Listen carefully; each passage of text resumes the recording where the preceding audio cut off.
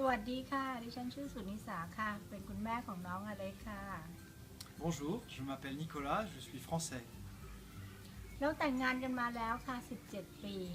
ครอบครัวเราเป็น2สัญชาติค่ะคุณพ่อเป็นฝรั่งเศสคุณแม่เป็นคนไทยภาษาที่เราใช้กันคือ3ภาษาค่ะภาษาไทยภาษาฝรั่งเศสส่วนภาษาอังกฤษเวลาเราอยู่พร้อมหน้ากันเราก็ใช้เป็นภาษาอังกฤษค่ะคุณแม่พูดภาษาฝรั่งเศสไม่ได้ก็เลยต้องใช้เป็นภาษาอังกฤษเคยเรียนนะคะแต่ยากมากก็เลยต้องถอดใจค่ะ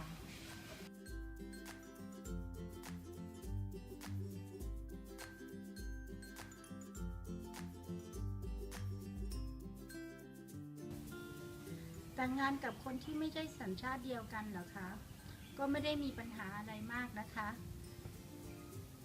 ถึงแม้ว่าสัญชาติเราจะแตกต่างกันแต่เราก็ปรับตัวเข้าหากันได้ค่ะไม่ยาก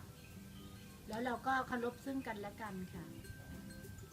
Dans un mariage mixte, il ne faut pas sous-estimer l'importance des différences culturelles, car elles sont nombreuses. Et la clé du succès, en fait, c'est que chacun des deux époux doit faire la moitié du chemin et aller vers l'autre, en fait, en termes de différences culturelles.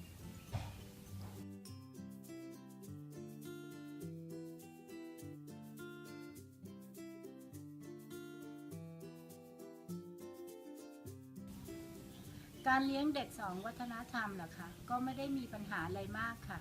เด็กๆก็จะมีสังคมของเขาเวลาเขาอยู่โรงเรียนก็เป็นฝรั่งกลับบ้านก็ฝรั่งบ้างไทยบ้างผสมกันไปสอนตามสถานการณ์ค่ะหากแต่ว่าเรามีเวลาสอนพวกเขามากน้อยแค่ไหนเท่านั้น Pour élever un enfant biculturel, il est important d'avoir du temps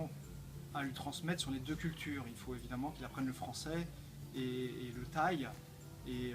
c'est important en fait qu'ils reçoivent du temps des deux.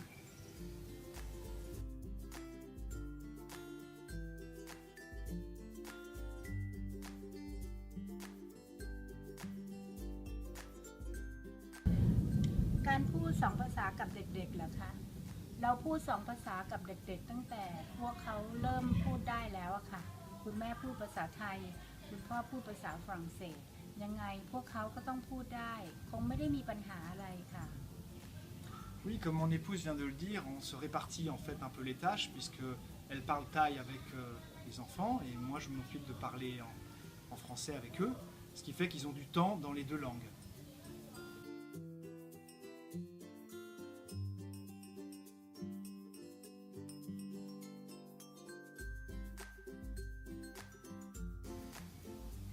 ความสำคัญของภาษาไทยเหรอคะ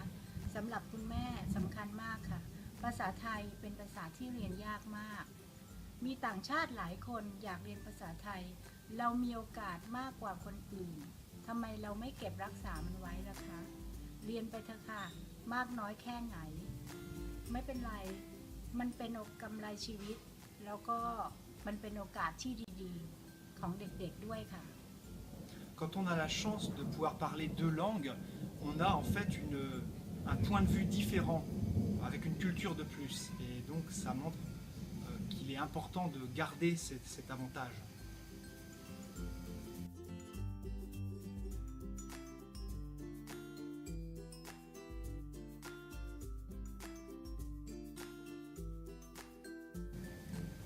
อนาคตเป็นสิ่งที่ไม่แน่นอนนะคะพวกเขาอาจกลับมาอยู่ในเมืองไทย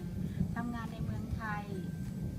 ใครจะรู้ถึงเวลานั้นเราก็ไม่จำเป็นต้องมานั่งเริ่มเรียนใหม่สำคัญที่สุดก็คือภาษาพ่อภาษาแม่ค่ะเกิดมาเป็นคนไทยนะคะอย่าลืมรักภาษาไทยเรียนรู้ภาษาไทยขนบธรรมเนียมไทยประเพณีไทย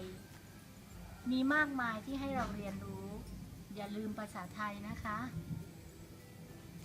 Je pense que le point fondamental pour un enfant binational qui a la nationalité thaï,